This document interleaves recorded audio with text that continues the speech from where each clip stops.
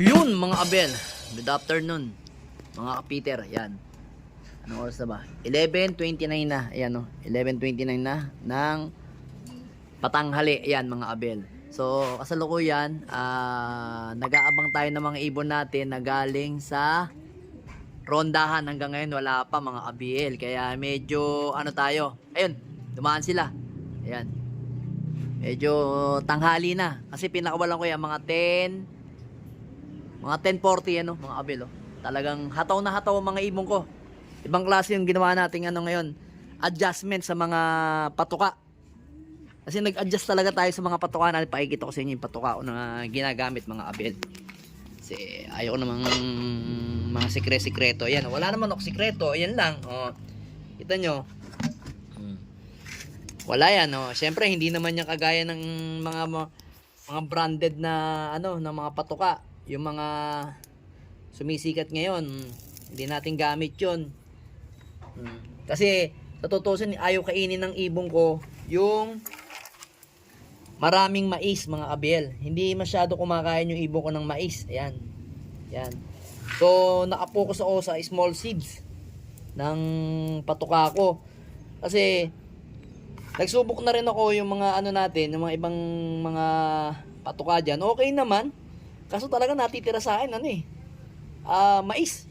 Kahit gutumin ko sila ng umaga, konti lang sa hapon, eksaktuhin ko lang, bitin sila, pero marami pa rin natitirang mga ganitong mais. Ang lalaki kasi ng mais eh.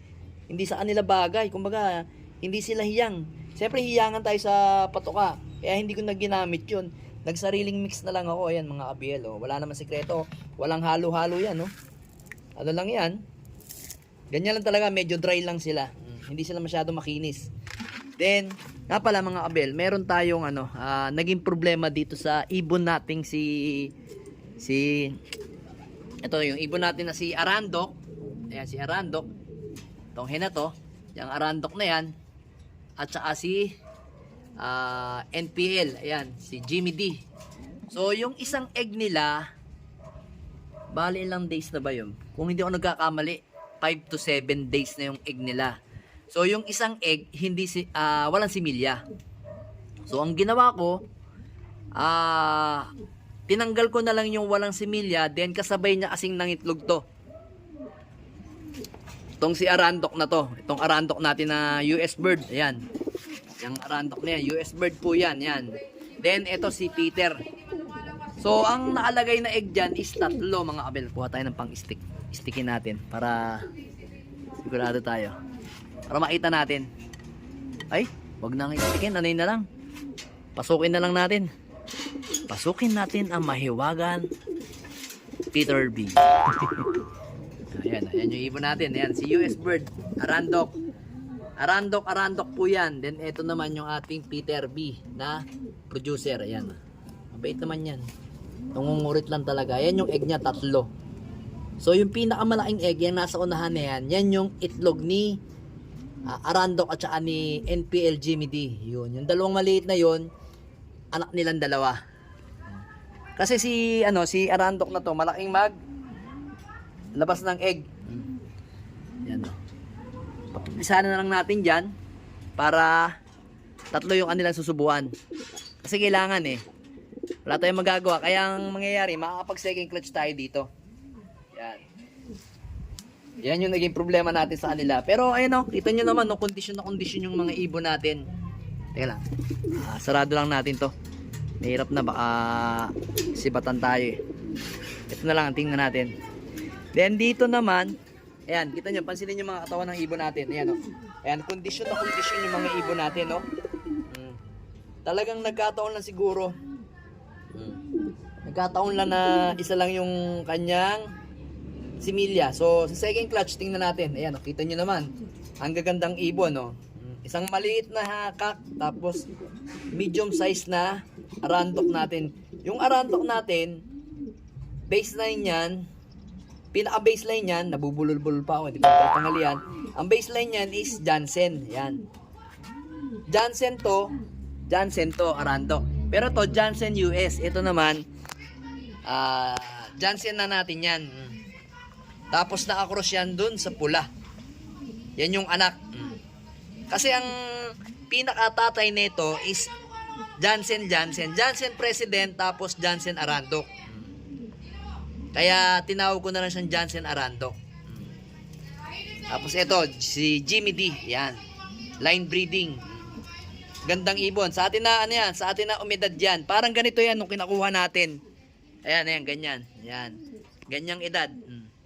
Pinaedad natin mga 5 months ata, 6 months. Tapos nung umidad na siya, ayan. Yan yung ano.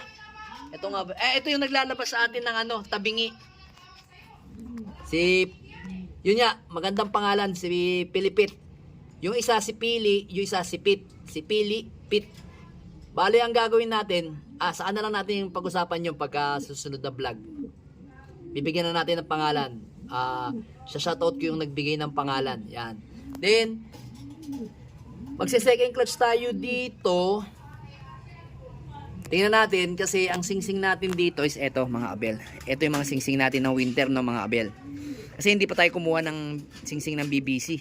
Kasi ang plano ko sana, yung anak nilang dalawa, yun ang ilalaban natin sa BBC. Parang dalawa lang ilalaban natin sa BBC. Kasi nga, ito yung mga singsing natin mga abel. Winter yan ha. Wala pa tayong nasasalpak ko. 10, 2, 4, 6, 8, 10. 10 PPCP. Ayan o. Yung lumino. Ayan. PPCP 10. Tapos PRC 5, 2, 4, 5. Then, eto naman, PUF. Ayan, PUF yan. Medyo nalabong ating kaya. PUF yan. Baliktad lang. PUF yan o. 5. Ayan. Kaya 20.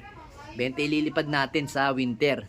Then, dadagdag na lang tayo ng dalawang ibon o dalawang singsing ng BBC para 22 ililipad natin. Pero ako, ang ideal ko na lagyan ng singsing is eto. Tapos itong gusto pang lagyan din to yung magiging anak nito ni Vandenbroek natin eh. Kaso mamimili pa tayo kung sino yung mauunang makapagpalabas dito, then paparisan natin kasi talagang tong si Pastel ayaw pa talagang mamaris mga abel, kaya wala tayong magagawa. Tingnan natin kung kahit hanggang December katapusan, kung mamamaris yan, talagang ipaparis natin dito yan. Kasi talagang ayaw pang lumandi. Ayaw pa niyang ayaw niya pang magpabengbang. Kasi yung magiging unang egg neto, papipisa ko talaga. Diretsong pisa yun, sigurado. Hindi ko itatapon kasi talagang virgin na virgin yan. Never been kissed, never been touched, never been hugged, but totally damaged. Aray ko. So yan, yun yung natin. Si Pastel natin. Then ito, yun yung malapit na rin mag-egg. Yan. Dito, yung isa dito mga abel, available yung isang Peter natin. PM nyo na lang ako. Yung magiging anak nito, available yung isa. Yan. Kung gusto nyo lang mga abel. Yan yung Peter malapot natin. Then ito si Rigor. Peter din yan. Peter Victor Lim yan. Kung gusto nyo lang, PM nyo lang ako. Hindi naman ako mahirap kausap.